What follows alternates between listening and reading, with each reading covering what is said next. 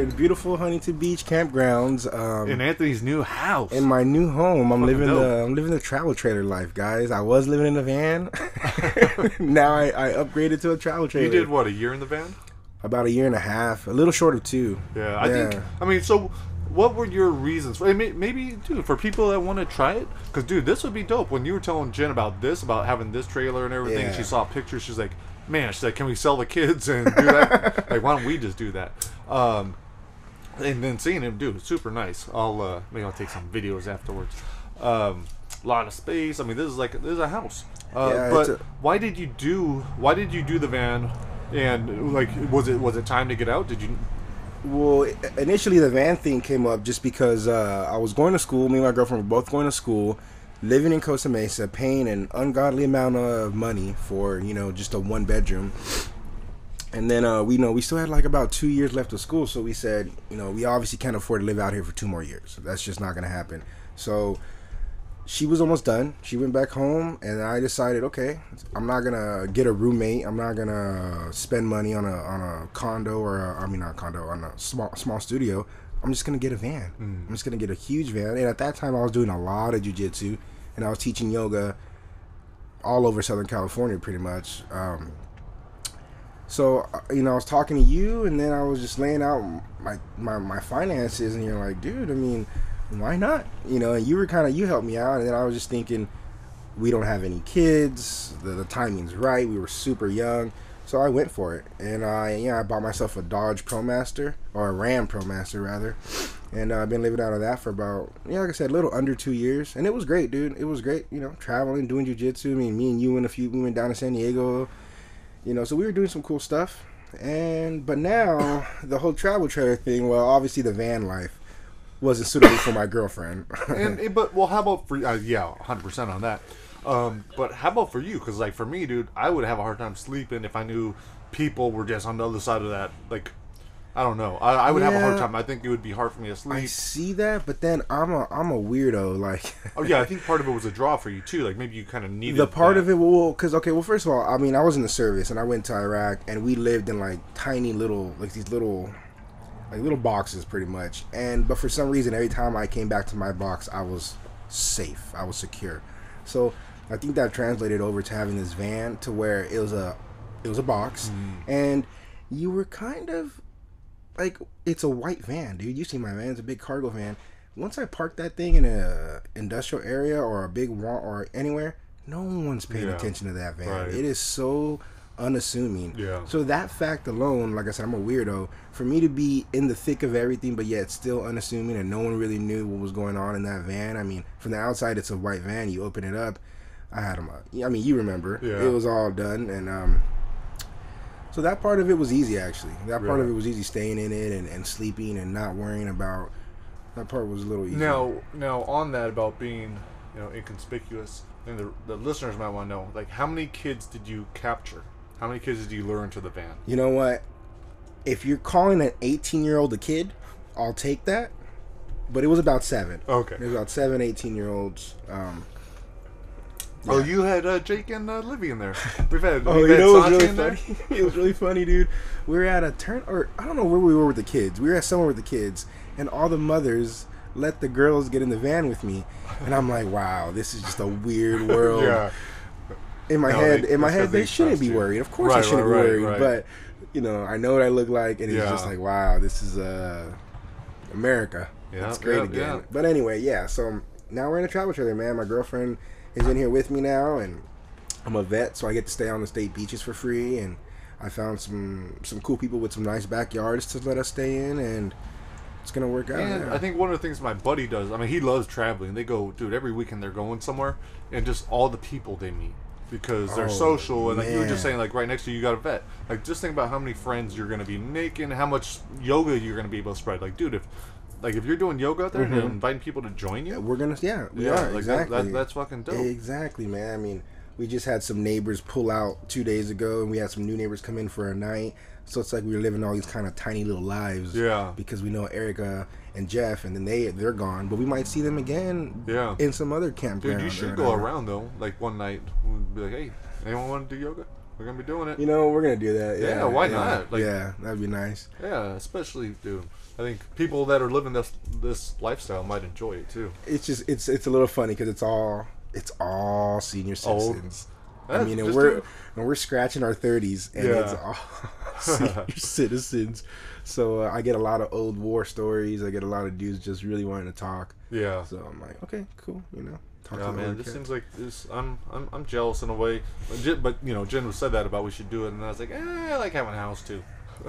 But I was like, dude, coming out here, it was an hour drive or whatever, traffic. But I was like, yeah, it's worth it, man. This is fucking relaxing. It's beautiful out here. Weather's nice. Like that would be dope just to be here for a while, and then when I get tired of it, I'm gonna go somewhere else. Yeah. Somewhere else that's beautiful. I mean, I think if they had way more campgrounds in California, it would be awesome.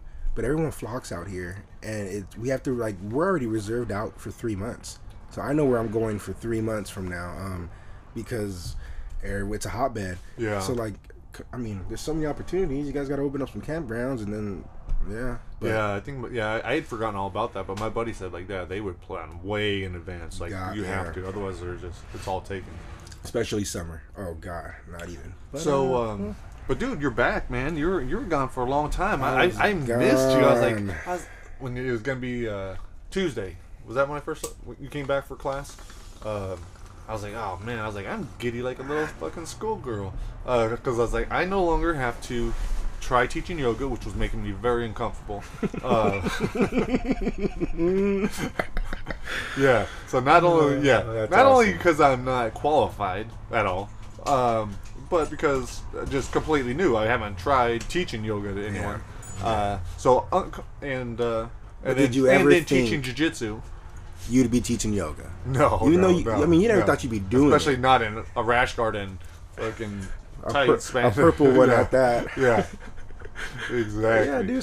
So you broke a ceiling, bro. Yeah, you actually taught yoga for an entire month. You did that in your life, bro. Yeah. So I was happy that was over. But one thing that was cool, man, and these guys get it, and that's what I think I was happiest about was I was able to go and just show these guys, this is how I do it, and this is what I was telling them. I was like, I started because of this. I'm doing it because it's making my jiu-jitsu better. There are other reasons. I was like, if I'm gonna warm up for class, I was like, this is how I'm gonna warm up. This is how I want to do it. So you guys do it along with me. And I might not have been the best teacher, and maybe it definitely we didn't have the flow. No. You brought back the fluidity and everything else. I was like, and that's what I wanted. I wanted just to fucking relax. I want to do class. I want to get into my breathing. Yeah. I want to go deep. If I'm talking and telling them that, I can't do that shit. I can't be right. I'm not present. I'm not. Yeah, no, and you're thinking ahead. Yeah. You're thinking about how long you're keeping them there, right? Yeah. You're thinking about what are they thinking of you. Yeah, yeah. Do I sound weird? What do I do next? Did I stutter? Did I just stutter? Oh, fuck I just got to keep going. Yeah, what side are we on? Yeah, what side? Yeah. Oh my God. And then I'm trying not to forget what I want to go over in jiu-jitsu afterwards.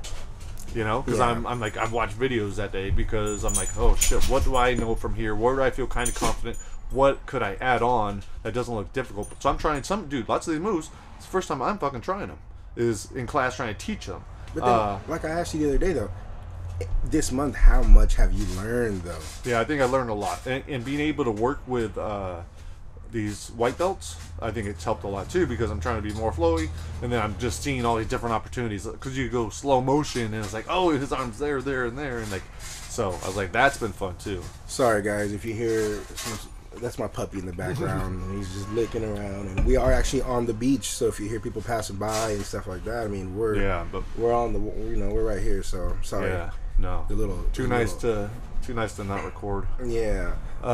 Fuck being in a building right now. No, but yeah, I was gone for a whole month dealing with this thing. I was waiting for some paperwork to come in, and I had actually bought this trailer in Arizona because it was cheaper, and then I had to put some new hitches on my truck to make sure it can carry, and so just had to take care of all that. So I appreciate you stepping in, and that's why I never wanted to be like a head coach. We're a team. There's we have to be interchangeable. Yeah. No, and I really like because I was considering, I was like, I really thought, and Jen even asked, she's like, well, is Anthony going to come back and everything else? Because last time we had talked, I thought your classes were going to be Monday or Tuesday and Thursday nights. And so I was like, I don't even know when he's coming back. And then if he comes back, I don't know if he's going to have time to teach. He might be in school, and maybe he's not going to want to do it. Maybe he's just going to do welding. I was like, oh, I'm going to lose my fucking training partner. No. So That was dope that you're back for training and for teaching the way we did it the other day. I think that was cool, man. Just that, because you're going to show them things that I can't do, or that I'm not doing, or haven't even thought about, or maybe I'm doing, but I don't even realize I'm doing. But a lot of I'm catching this stuff I need to just tighten up. Like, oh yeah, I'm not fucking gripping there. Like, why am I not gripping there? Why am I not doing that one? That one's so much easier. And so by us showing each other stuff, and then we get to work, like the work we get afterwards is awesome. I realized out there in Arizona for a whole month, I'm like, wow, I miss my training buddy. Like, it's just hard to get. So sweet. Well, it's just hard. Well, for bigger, if you're 200 over and you're doing jiu-jitsu or fighting, it's hard to get a guy that can mimic and move similar to the speed that you need. You know, I mean, I'm sure you want to work at. Yeah, and I never fought before, but I'm sure the heavyweights have a hard time finding sparring partners, correct? And I know how it is for jiu-jitsu to find a 230 guy who could actually move, you know. Because there aren't just a lot of big guys in general. Like, you realize that. I think that's when I started to realize, okay, maybe I'm a little bit bigger than the average guy. Like, I see myself as the average guy. Yeah. But when you're in class and everyone doesn't want to roll with you because you're the big dude, and that's legitimate too. And I 100% get it. It is. Not only, dude, I'm in way better shape now. I'm way lighter now. I'm way easier now.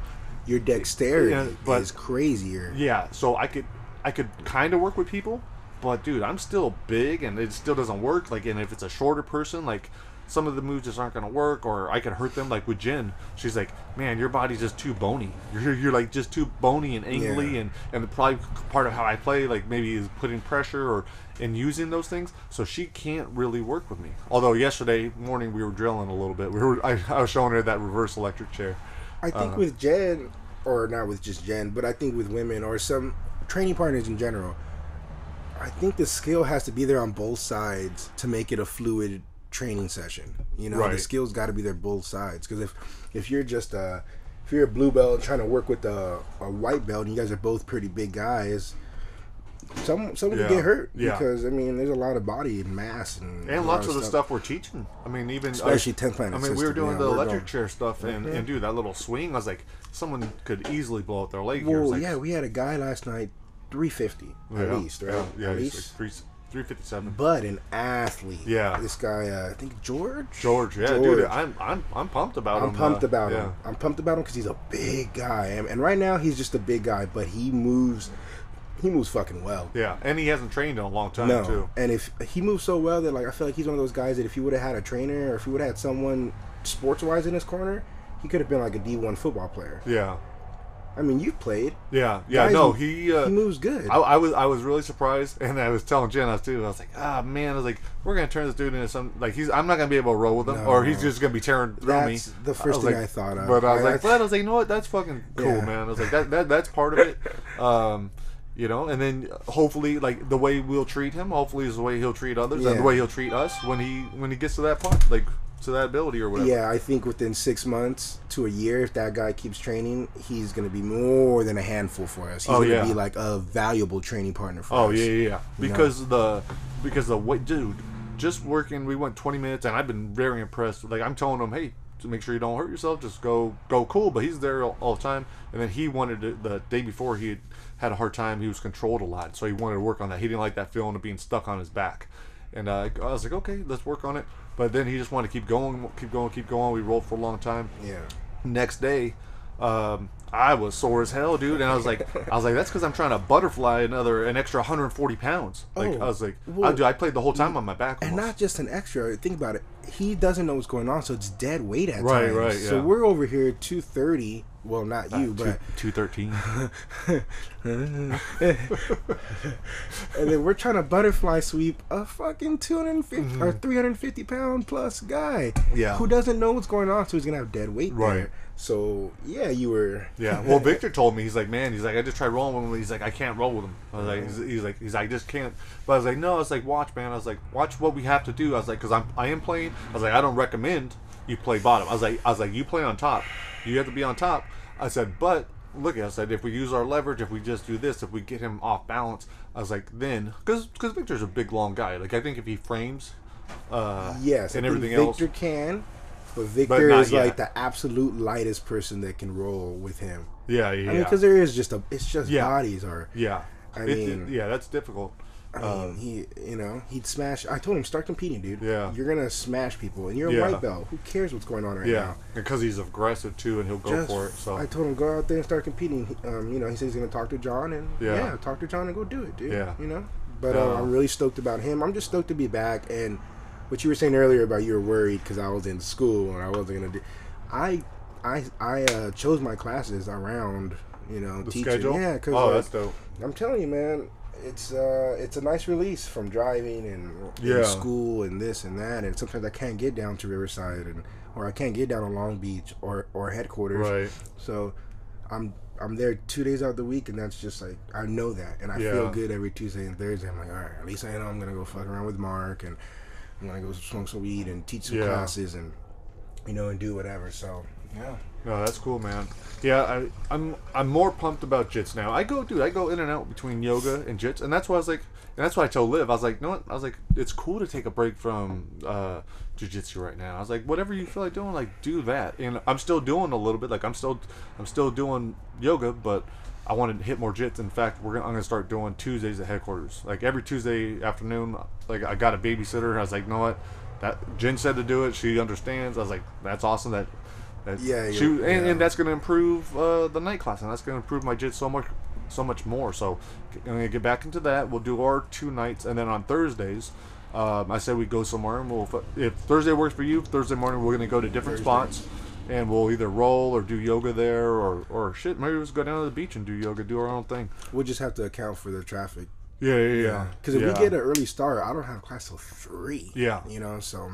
No, the other day when I went to Magno's, I went to Gracie OC in Westminster, not far from here, and I think class was at 10. We rolled till 11, interviewed him from like 11 to 12, and then took off and got Jake and went on. And dude, that's why I'm happy, man. I don't know if you noticed, but Jen commented on it, but like, dude, I've been in a fucking good mood. I was gonna say, I've been smiling. I was gonna say, I feel like you're this old little kid with a new body, because like. Dude, okay, we stopped doing jiu-jitsu for months, dude. Yeah, months, and we focused all on yoga. And now I feel like you're back to where, or even better, to where you ever were. Sorry, guys. And now you're like, I gotta get out there. I got, you're feeling. I think it's because you're eating better, man. You're looking great. It's like. Yeah, man. Eat good, feel good, look good, right? Man, and dude, I see all these things, like people put up their pictures and say how much percent diet and how much is training. And my training hasn't gone up, but I was like, I'm eating more salads. I'm having bananas in the morning. Like I'm just eating way healthier, and I don't.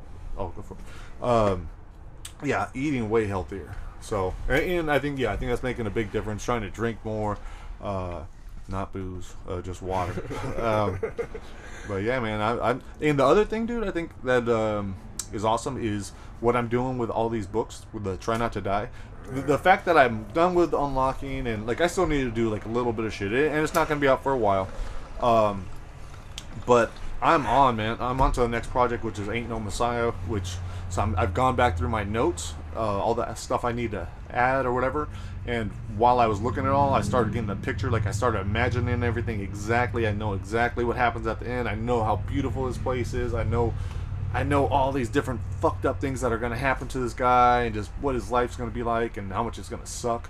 All kinds of sad shit, but it's gonna, like, that creative process is fun. And I was like, I'm not looking at like this book that's been sitting there a long time where it's gonna be more work. I was like, no, I gotta go in and make this thing fucking what it should be. I was like, it's gonna be a good book. It's gonna be a cool ass series. And I was like, and having that kind of confidence, I was like, and I don't want to sound fucking like I'm bragging or that, I don't know, whatever. I think you just have to take pride in something, like, because I know when I have like a kind of a shittier one, like I know when I have a short story that I'm not really proud of, or I don't care that much about. But I was like, this one, I was like, if I pull this off, and if I could capture what I'm seeing, it should be pretty cool. Like I think a lot of people, dude. One of the scenes I just thought of on the way here was like, oh man, I was like, I don't know if I put that in there. So it's him getting blowjob. Well, hold on, we should wait. Oh yeah, this sounds good. Yeah, we'll cut. Oh yeah, let me hit that real quick too. All right, pause. I had a question though to ask. So you sent me some dangerous writing things and how to build a character and all that.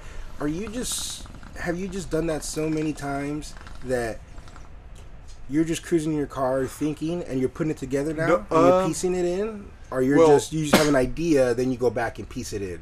With that document, like in particular, like about the character, or you're saying with fiction?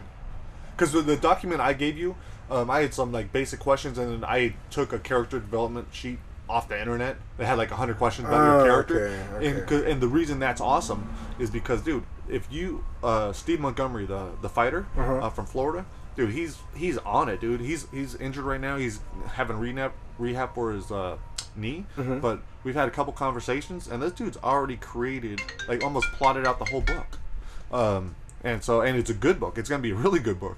Yeah. So, and it's something that I wouldn't have come up with. I was like, so what I'm doing with him is I'm guiding him. Like, he gave me his first part. I was like, I went back. I'm like, oh, okay, yeah, this is all awesome. The only thing is, like, I don't think we need all this. So don't even worry about these scenes. But then he came back. He's like, oh, well, what if we do it like this? He's gonna work some of those scenes in. And I was like, yeah, man. I was like, that's fucking perfect. And I'm just kind of helping him flow, helping him see this, helping these guys put it into. I keep getting close to the mic. Sorry. Keep getting it into for a second, like a format. You look like a rapper. 'Cause you were just like all up on our mic and the fuzzy part. And I get excited when I talk about writing. What a fucking nerd, dude. Yeah. I used to think that was like the nerdiest thing. I used to be almost ashamed of it, I guess. Let me tell you, I had this librarian, Mrs. Cook, 3rd grade. I remember her to this day because she would read us, or she could just read her ass off. Like, you know, when you just have someone who just knows how to read to you, or to kids or whatever, but she would make every book pop and come alive, and she was old as shit, so she must, I don't remember. Hey, that old my puppy. Yeah, that that's old. what she sounded. But she did know. She's the sole person that, like, pirate. She's the sole person that at least got me reading and thinking about reading because of the way she used to read books to us. And so I don't think it's nerdy at all to get all giddy about a book. He sees a dog, guys. Hold on. So what the fuck were we talking about? Doesn't matter.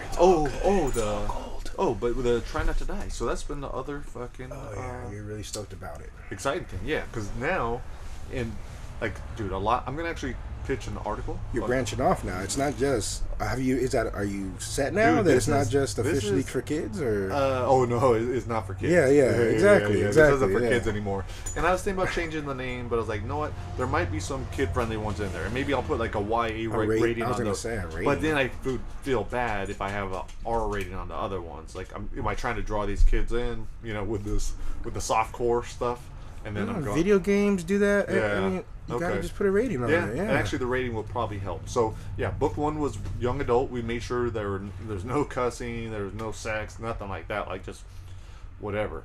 But these other ones, holy shit, man, we're getting a little. It's gonna be cool. It's gonna be the stuff I want to write about, man. I want to write about sex, drugs, violence, death. Like, that's. I think you'd have to have. I think ratings would draw, because if I'm walking through Barnes and Noble and I see something with the R on it, I'm gonna be like, what the fuck? I'm gonna want that. Yeah, I'm gonna pick it out. Maybe I'll put what X. Double better. R. Yeah. Fucking 30 and over. Everyone's gonna want to read this. 65 and up. Yeah. Shit, great idea. But yeah. So what's the new one? Oh, but like Try Not to Die Up in the Club with Nato. Like, dude, with a couple conversations I had with him, we didn't do it on air, but when we came up with a story, like, first off, dude, he didn't even remember saying that he wanted to write a book. I'm like, really, man? And but then I was like, you know what? I was like, let's just go with it. Let's see where he leads. And then within like 15, 30 minutes, like, dude, he was telling me everything about this character. Lots of stuff I beat them on. I'm like, no, bad idea. But then we formed this whole story. We already have every scene. Now he's gonna go and just record it verbally. Like, he's just gonna, dude, he used to be a singer. He used to be, like, he's an artist. You know, he used to. And it's stuff that he knows, but that's gonna have a lot of sex. There's a lot of drugs, a lot of craziness, just shit he saw from like party scenes and stuff. That's gonna be good. That one's gonna be good. Marshall's gonna. I was just gonna say Marshall's gonna be good. Yeah, because he already writes. He's already like. And dude, like, we signed the contract and everything. Like, that's official. Like, these aren't things I'm trying to do. And so, like, Marshall's on it right now. Steve Montgomery's on it. And everyone else that I've talked with, I was like, it's cool if it takes you 3 years. It's cool if it takes you 2 years. I was like, hit me up whenever. You could think about it for the next year because I have all these other projects going on. Like, what's cool right now is, like, I could pop in and out, and that's not an issue. And that's, like, with yours, I'm like, well, think about it. Let's see if military is what you really want to write about. Because I don't want you to think that's the only thing you know. Fucking just stopped it. What? Stop. I'm a ghostwriter. Oh no! That'd be if you did a novel. This, a Try Not to Die, like we could do a Try Not to Die in the hood. We could do Try Not to Die wherever. Like it could be something that you're really into. Who knows when we're gonna figure it out? Who knows when you want to start it? Yeah. I would say play around with it, but explore it. If you want to do the military one, I think that'd be a cool book. If you want to do something else, I think that's cool too. So I got to see right now. Yeah, I was tempted to jump right on Trying to Die on Brightside, but This Ain't No Messiah. I was like, this is what I'm really working on. Whenever one of these people hits me up with ideas, like I phone calls or just emails back and forth, I help shape it. I'm like, okay, now do this. Now tell me what happens here, and then they send me their notes. I'll ask them questions like, okay, or expand this, or what is he feeling here, or how cool would it be if we do this.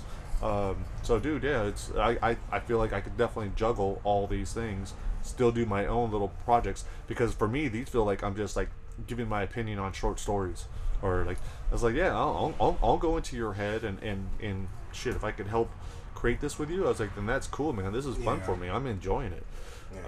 So yeah, hopefully all those guys get that, and I think they do. So so we'll see what comes out this year, but it should be an awesome year, man. Unlocking the Cage, dude.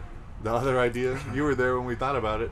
For Unlocking the Cage, I wanted to start hitting up promoters about doing special events like Cage Titans. I haven't talked with any of these promoters yet, but if they would use the majority of their fighters being guys that I had interviewed for Unlocking the Cage, which is, dude, there's a lot to pick from, and that wouldn't be a problem. And that'd be cool to do it in all these different regions where I was already at and where I saw fights. But then I was like, well, let's put on a fucking Unlocking the Cage Jiu-Jitsu tournament. And it might have even been your idea. I don't know. Was it? Maybe Jen? Maybe Jen. She usually has a good idea. Yeah, it's probably her idea. It was easy for me to go, maybe Jen. Let's go with Jen. Let's go with Jen. Yeah, I'm going with that. Dude, she had the idea for Ain't No Messiah. The original idea as far as like, or it sparked it. But she's responsible for a lot. She probably came up with Unlocking the Cage's Jiu-Jitsu tournament. I want to talk to someone about putting it on with me. But even if what you pointed out is even if we do it on our own, I was like, it'll be dope. We already know everybody. Exactly. If I could use only people from Unlocking the Cage to, like, I would have probably Donna be the commentator. Like, I interviewed her, and even though she's just jiu-jitsu, but all these different people that I've interviewed so many black belts, dude. So many of these guys have already competed in EBI. And how many guys out here in Southern California are already here? Yeah. How many? At least 15? Oh, dude, so many. Because it's 300, I think 300 and, like, let's say 60 people, 300 that actual competitors. I was just looking through it the other night, how many are, like, purple, brown, and black. Just the number of black belts there are and that are competitive. Like, dude, it would be an amazing tournament if, like, a quarter of them were in it. Okay, yeah, so that's and I think they'll all dig it. And dude, I would, especially if they're getting paid to do it, like at least a little bit of money to get paid to do it, and then and have a good amount of prize money, and that'll be the release of the book, and we'll televise that shit. Damn, the release of the book. Yeah. Ooh, daddy. So yeah, it'll be all based off of the book, and probably have excerpts from, because each of these people are probably someone that I wrote about, and so. Yeah, so that should be cool, man. I'm excited about that. So I didn't realize there was that many people that are still actively like. Oh yeah, they would go hard. Yeah, you know? Yeah. Nice. And there's some older guys that might want to go. Like I was thinking, I'm probably like maybe even qualifiers in each little area because there were so many people from like Massachusetts area, and so like maybe I don't know, whoever wins that qualifier, we fly them out. So like something like that would be dope. So like who wants to do it? And that's just gonna build more. I like that. Yeah. So that's the kind of thinking I'm doing now. I think it makes sense, and yeah. So that's nice. Hopefully the book doesn't suck. But you know what? I was like, that's cool. Even if it does, I was like, maybe I just meant to write fiction. Maybe, but I was like, I'm done with it. You know, I was like, but I'm on. Sucks to who? I mean, who's your? I don't know. I feel like you had an interest. Yeah. You dove into it like an embedded report. Yeah. And you reported it, and Yeah. then you wrote about it, and you're still actively doing it. And now your whole family does it. Yeah. Or a form of Yeah. we're all active. So Yeah.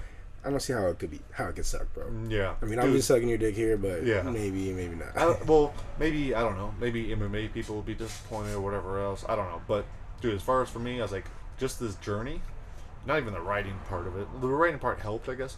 But just this journey, what it did for me and how it changed my life. Like, that's what changed me, dude, to starting to be a more peaceful person. Like, that and just, I don't know, more confident and all these other things. You know, and everything because of that. Like, I met you through that, and that's how I got into yoga. Yeah. So, yeah, there's just so many, dude, I've met so many positive people. I've heard so many stories. I was like, how could that not affect me? And then just training, man, getting submitted by everyone. And What are you going to do with all those videos that you have?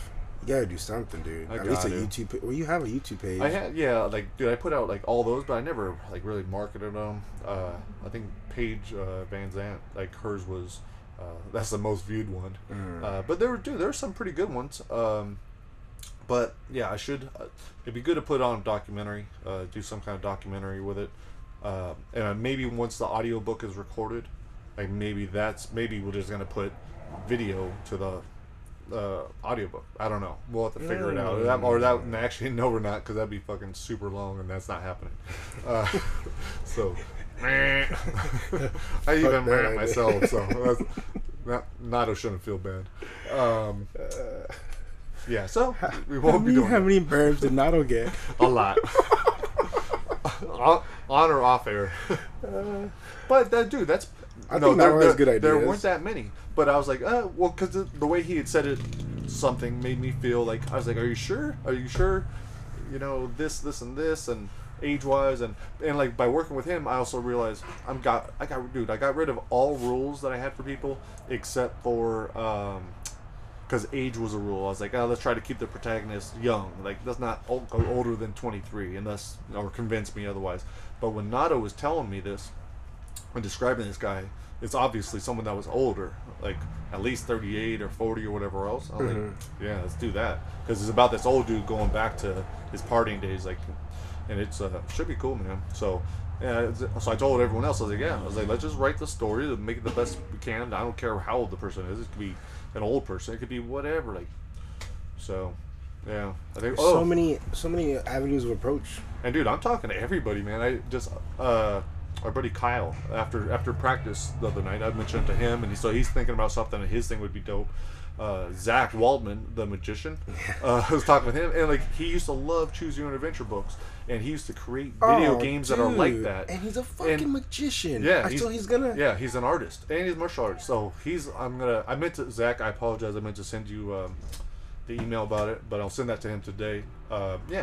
And especially he was excited when he realized he could take as long as he wants on it. Yeah, but even those people, I think they're going to go faster than they thought. Yeah. And that's what's cool too. I'm kind of just pushing these people, like, yeah, you can do it. Like, why can't we write a book? So many little fires going. Yeah. Just let it all burn, let it go. Yeah, that's nice, man. And even if it's a false confidence and our books completely suck, I still got a book out. Good job. But yeah, man, I think that's what it is. It's just being creative again.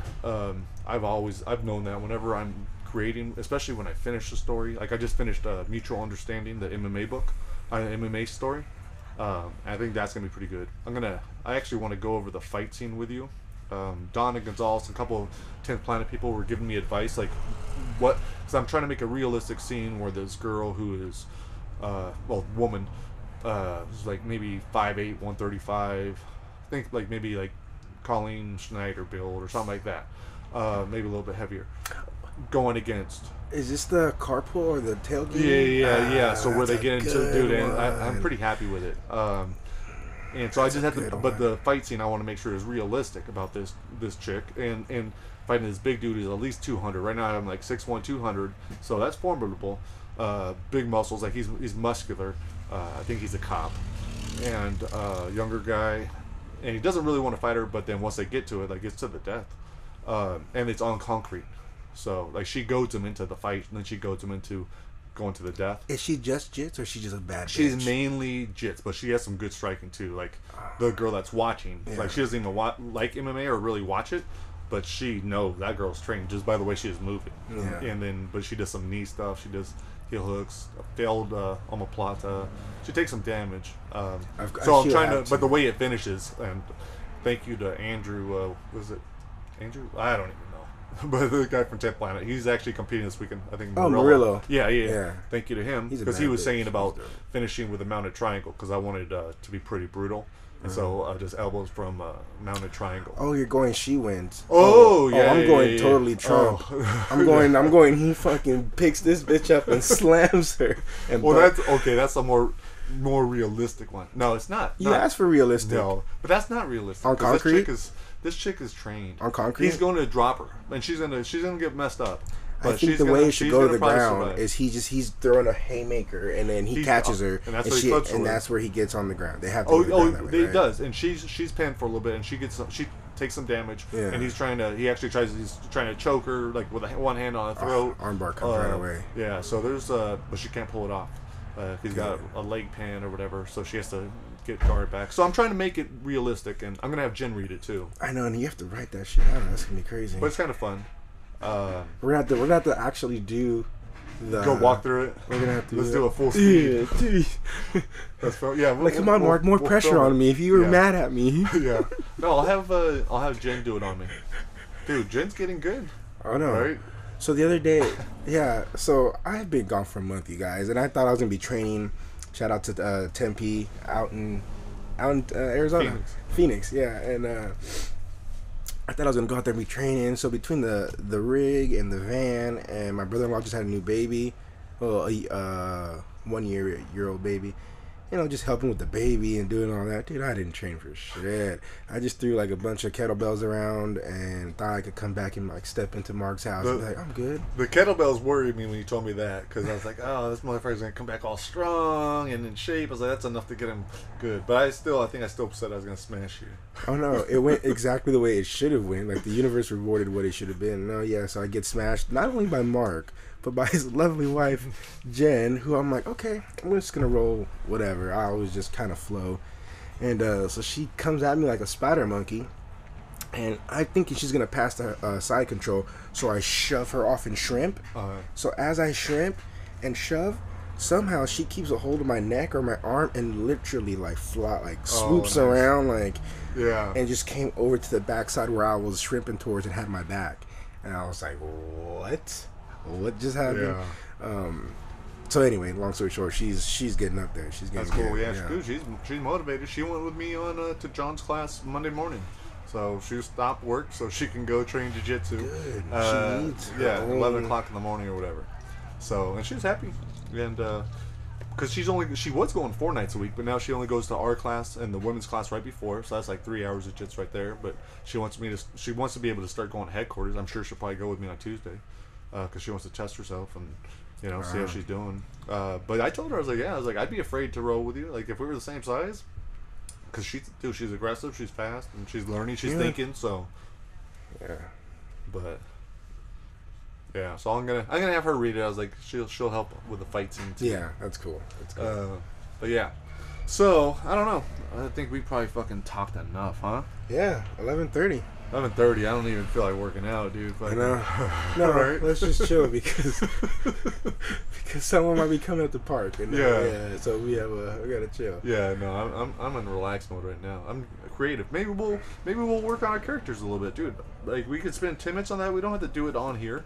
We'll turn this shit off and figure that out.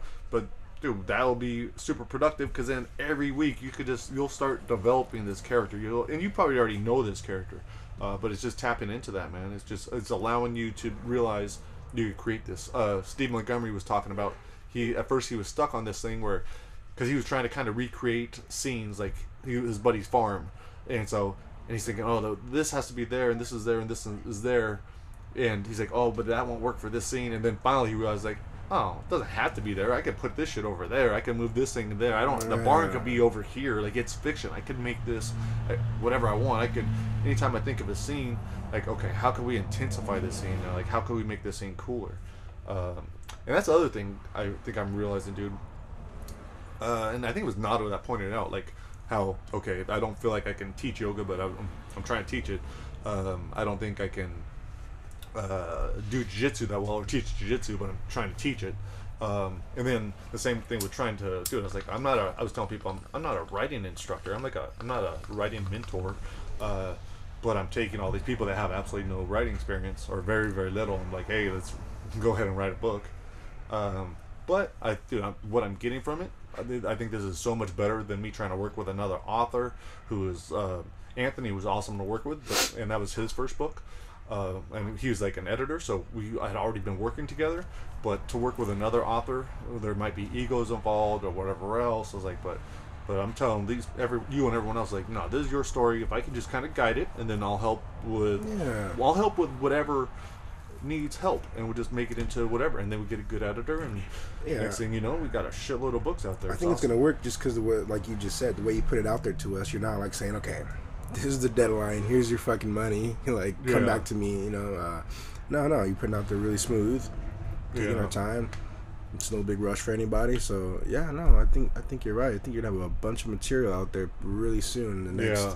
Within next year. I mean, Marshall might be done for sure. At least writing it. Maybe, I'm not sure how long it takes. But dude, I was actually thinking about trying to sell the series, but I think it makes so much more sense just to hold on to it myself. And I think build it, see where it comes from, see what kind of a cult following you might develop, and then if not, I mean, we'll see what happens in the future. But I think it's definitely, because there's like, we just keep saying there's so many ways to approach it. You can go to anyone's story and they can have 6 stories in their head they don't even know about, and that dude has 12, and then you're just like, and then you're gonna develop some template that's just gonna help.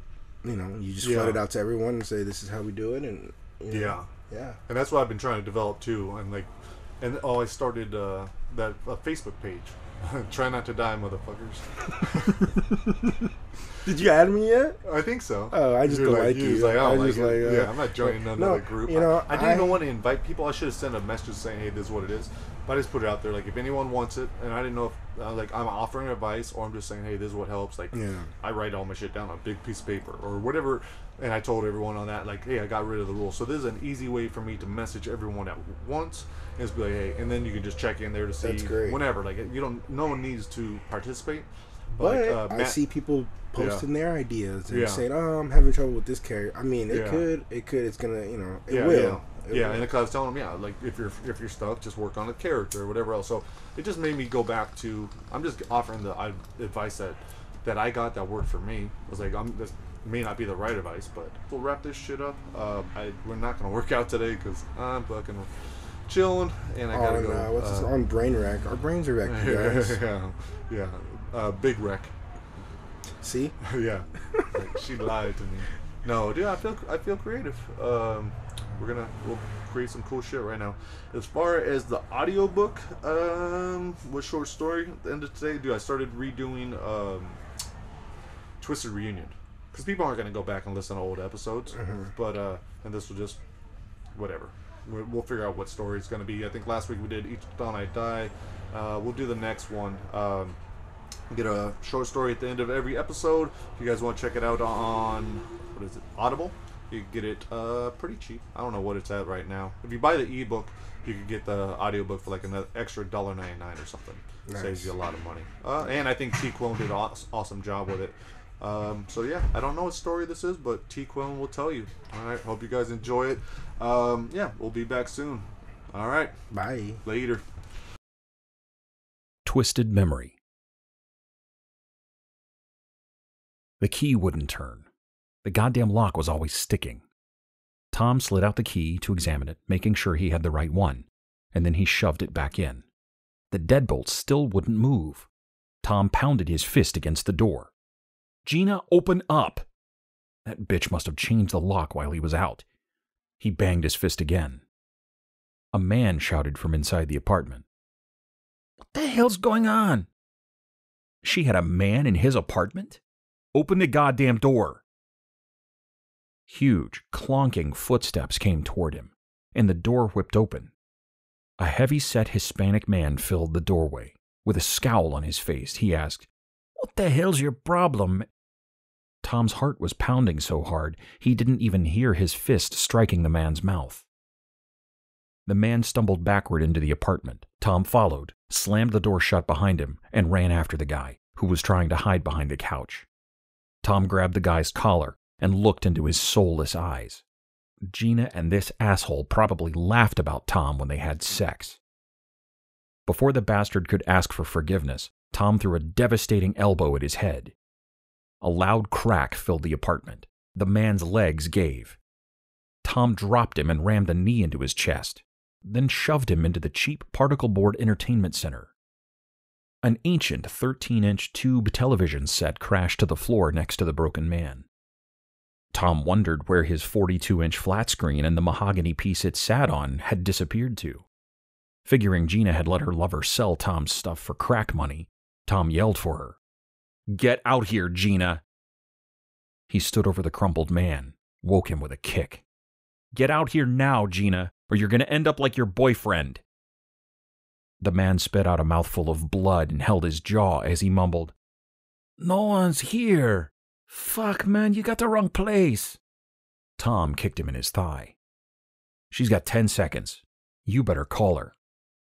"There's no Gina here. Never even heard of her." The man used his shoddy entertainment center to get back to his feet. He motioned to the frames on the wall. "This is my place. Look at the pictures." Not about to look away and get sucker punched, Tom pushed the man's chest, sending him into the hallway. He planned on knocking the damn liar out when he rebounded off the wall, but the bastard must have seen it coming, somehow stopping himself and taking off down the hallway, racing for the bedroom. Tom flew after him before the man could get hold of Gina or call the cops, but the guy was already shutting the door behind him. Tom threw his body at it before it closed all the way. A loud grunt came from the other side of the door as it popped open, spilling Tom inside the strangely decorated bedroom. There were balloons all over the walls, something Gina must have done earlier that morning. The intruder spun his arms and stopped himself before hitting the crib. Why is there a crib? Tom thought as the man picked up the cordless phone in his left hand and a baseball bat in the other. "Put my shit down now," Tom yelled, even though he didn't recognize the bat. It was bright red. Tom realized it was plastic. "I'm calling the cops." Tom could barely contain a chuckle. "You're gonna call the cops on yourself? I don't think so.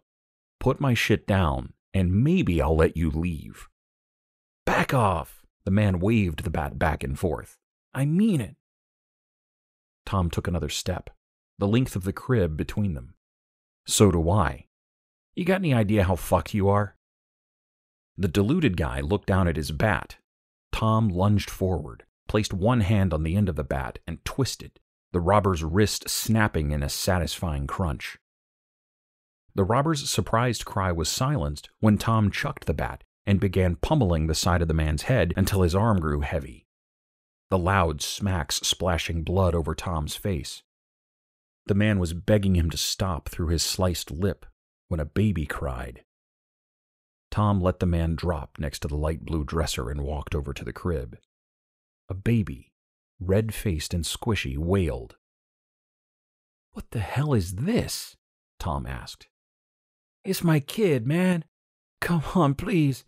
I don't know any Gina." A quick search reassured Tom that Gina wasn't there for some unknown reason. He picked up the brown leather wallet that the amateur had left on the entryway table and stuffed it into his front pocket. Figured he should hold on to it just in case. He didn't even know. His head was spinning as he walked out. The mid-morning sun blinded him as he walked onto the sidewalk. Disoriented, he looked up and down the block, searching for his convertible Boxster. He clearly remembered parking on the north side of the street, but his car was nowhere to be found. I drove it, didn't I? Tom could still hear the baby crying inside his head. He dug his keys out of his left pocket, tossing aside a one-way bus ticket from Folsom he must have picked up by accident. He went to press the panic alarm on the remote, only to realize there was no remote. His shiny apartment key and a worn key for Gina's Honda were all that was left. The Porsche key must have fallen off the ring earlier that morning. Some rotten son of a bitch must have come across it and stolen the car. Instead of making himself sick thinking about it, Tom decided he would file a report with the police after he found Gina. He had to make sure she was okay.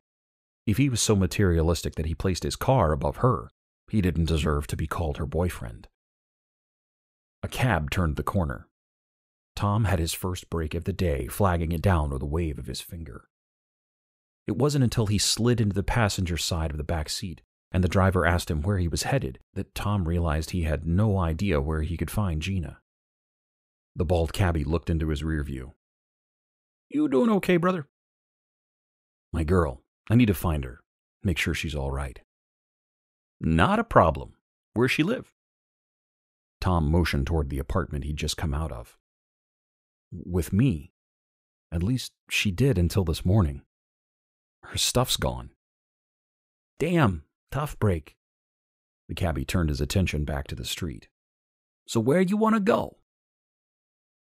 "I don't know. Someone stole my Porsche."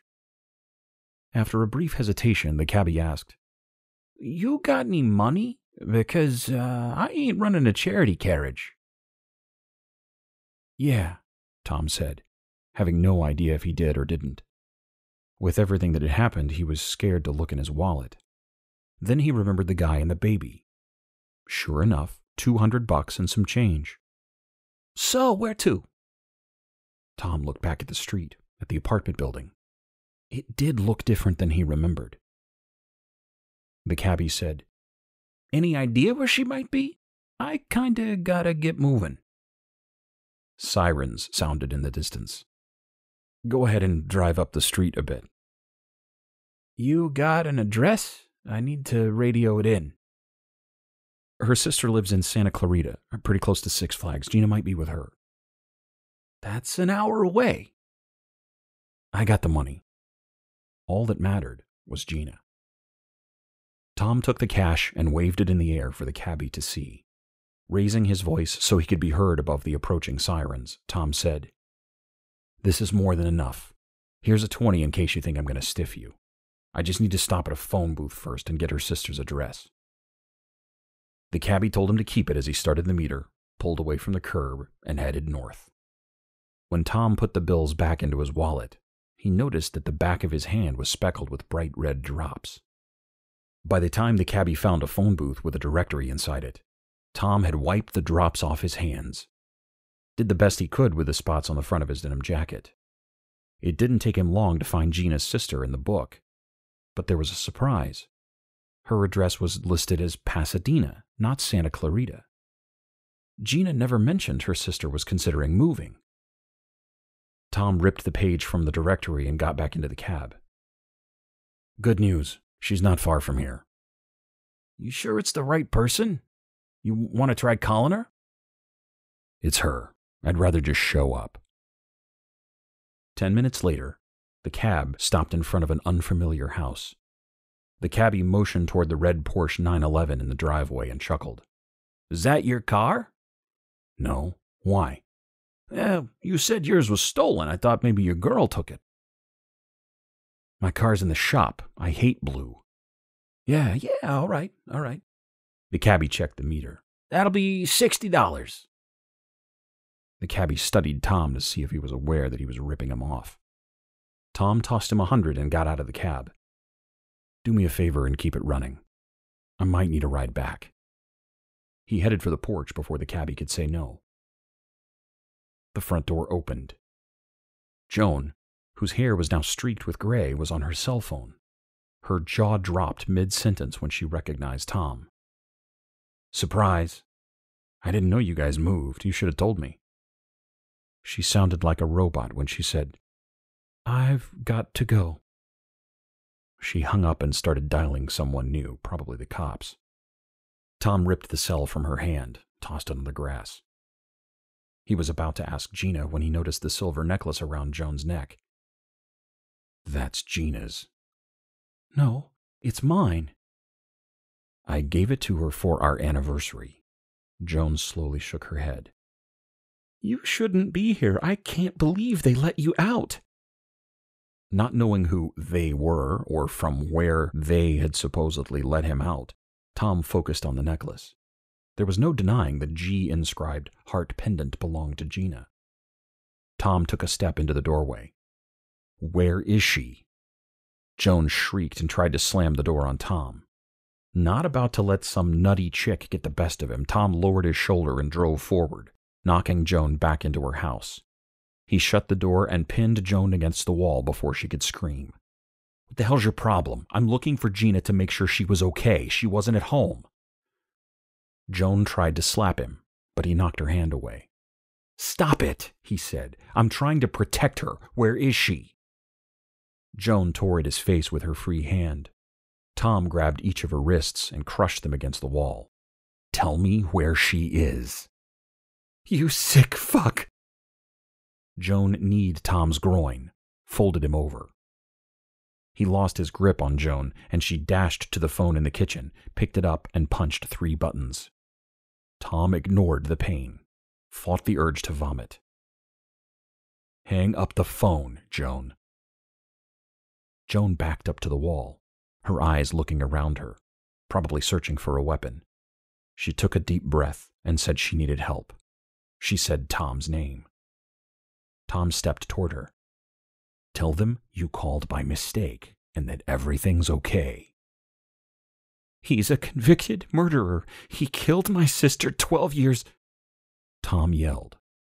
"Hang it up and give me Gina's necklace." He kept screaming, trying to block out Joan's words, repeating in his head. "Killed my sister." Joan begged the dispatcher to hurry. Tom didn't ask any more questions. She obviously wasn't ready to tell him where Gina was. He tore the landline off the wall, wrapped his hands around Joan's throat. It was so soft, just like Gina's. Tom closed the front door behind him, then got into the cab. The driver eyed him and asked if everything was okay. "No, but she was here." He held up the necklace and said, "She left this by accident. Her sister asked if I could return it to her." "So, where to?" Tom stuffed the necklace into his pocket, noticing he hadn't got all that sticky red paint off. "Her mom and dad live nearby.